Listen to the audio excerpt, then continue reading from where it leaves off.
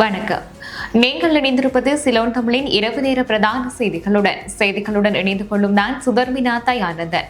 விரிவான செய்திகளுக்கு செல்வதற்கு முன் இன்றைய நாளுக்கான தலைப்புச் செய்திகள்.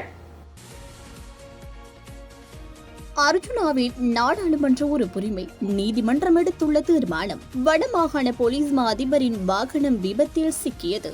செம்மணி விவகாரத்திற்கு சர்வதேச விசாரணை தொடர்பில் கோரிக்கை.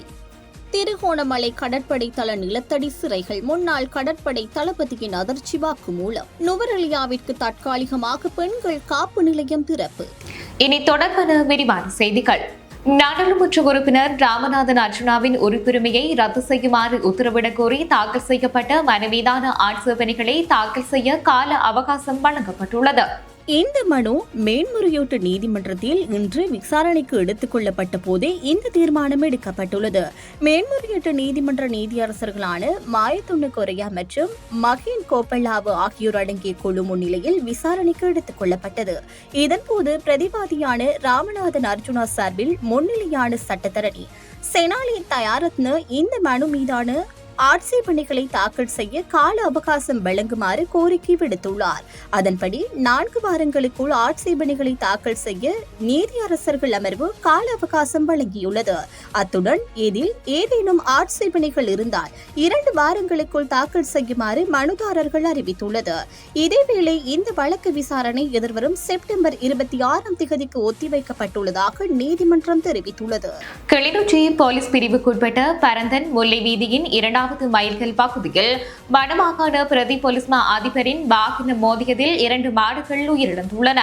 கிளிநொச்சி தர்மபுரம் போலீஸ் நிலையத்தில் ஏற்பாடு செய்யப்பட்டிருந்த நிகழ்வு ஒன்றில் கலந்து கொள்வதற்காக சென்று கொண்டிருந்த போதே இந்த விபத்து ஏற்பட்டுள்ளது.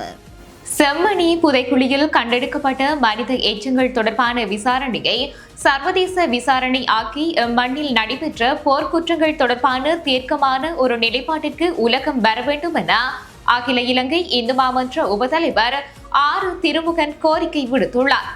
யாழ்ப்பாணத்தில் நேற்று ஊடகங்களுக்கு கருத்து தெரிவித்த போதே அவர் இதனை தெரிவித்தார். மேலும் தெரிவிக்கையில், யாழ்ப்பாணம் செம்மணி புதைக்குழி தொடர்பாக தமிழ் சமூகம் அதிர்ச்சியில் உரைத்திருக்கின்றது. செந்துபாத்தி இந்து மயானத்தில் 100க்கும் மேற்பட்ட மனித எலும்பு கூடுகள் தொடர்ந்து எடுக்கப்பட்டு வருகின்றது.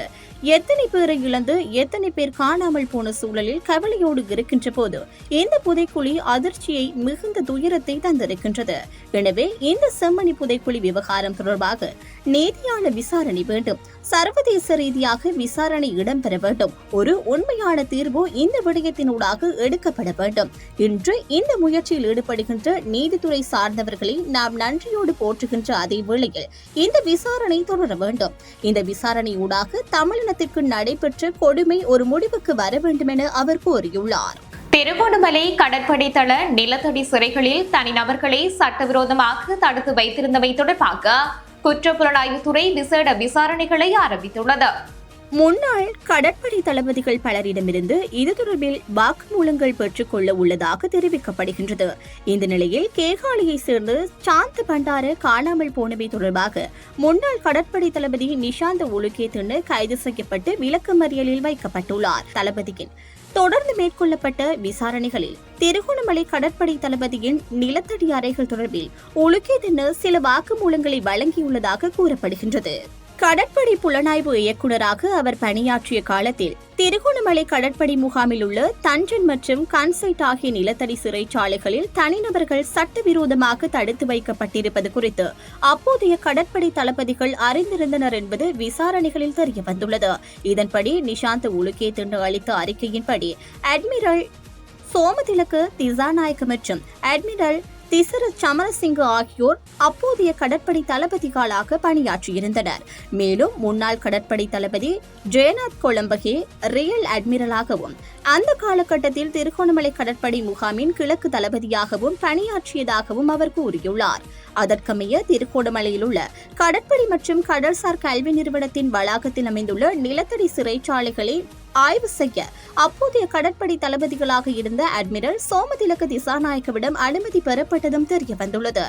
மேலும் உலுகேதன கடற்படை புலனாய்வு இயக்குநராக இருந்த காலத்தில் TP பிரேமரத்ன துணை புலனாய்வு இயக்குநராக பணியாற்றியதாக மேலும் உலகேதன கடற்படை புலனாய்வு இயக்குநராக இருந்த காலத்தில் டி.பி. பிரேமரத்ன துணை புலனாய்வு இயக்குநராக பணியாற்றியதாகவும் மேலும் பிரசன்ன ஹேவகே சிறப்பு கப்பல் படையினரின் கட்டளை அதிகாரியாகவும் பணியாற்றினார் என்று அவரது அறிக்கையில் கூறப்பட்டுள்ளது. இதன்படி சாந்த பண்டார என்ற நபரின் காணாமல் போனது தொடர்பாக நிஷாந்த உலுக்கேதன வழங்கிய தகவலின் அடிப்படையில் குற்றப்புலனாய்வுத்துறை தனது எதிர்கால விசாரணைகளை மேலும் விரிவுபடுத்த திட்டமிட்டுள்ளது. மேலும் முன்னாள் கடற்படை தளபதிகள் மற்றும் அதன் கீழ் குறிப்பிடப்பட்டுள்ள பிற மூத்த அதிகாரிகளிடமிருந்து வாக்குமூலங்கள் எடுக்கப்பட உள்ளதாக தெரிவிக்கப்படுகின்றது. குறிப்பாக திருகோணமலை கடற்படை தளத்தில் உள்ள தஞ்சன் மற்றும் கன்சைட் நிலத்தடி சிறைச்சாலைகளில் தனிநபர்கள் சட்டவிரோதமாக தடுத்து வைக்கப்பட்டு காணாமல் போனது தொடர்பான விசாரணைகள் தொடர்ந்து நடைபெற்று வருகின்றன. தற்காலிக பெண்கள் காப்பு மத்திய நிலையம் ஒன்று அண்மையில் நுவரெலியாவில் திறக்கப்பட்டுள்ளது. அது பெண்கள் மற்றும் சிறுவர் விவகார அமைச்சர் சரோஜா போல்ராஜ் மற்றும் இலங்கை ஜப்பான் தூதுவரின் பங்கு பற்றலுடன் நடைபெற்றது. வீட்டு வன்முறை காரணமாக அழுத்தத்திற்கு உள்ளான பெண்கள் மற்றும் பிள்ளைகளை அரச பாதுகாப்புடன் குறுங்காலத்திற்கு தங்க வைத்து சமூகமயப்படுத்தும் திட்டம் தற்காலிகமாக பெண்கள் காப்பு மத்திய நிலையங்களில் மேற்கொள்ளப்படுவதாக அமைச்சர் இதன்போது சுட்டிக்காட்டினார். தற்போது தற்காலிக காப்பு மத்திய நிலையங்கள் 10 காணப்படுவதாகவும் நுவரெலியாவில் ஆரம்பிக்கப்பட்ட மத்திய நிலையத்துடன் அது 11வது நிலையம் வரை அதிகரித்துள்ளதாகவும் அமைச்சர் குறிப்பிட்டார். இத்துடன் இன்றைய நாளுக்கான இரவு நேர பிரதான செய்திகள் நிறைவடைகின்றன. மேலும் எமது செய்திகளை அறிந்து கொள்ள www.slonthamil.com என்ற இணையதளத்தினூடாக இணைந்திருங்கள். வணக்கம்.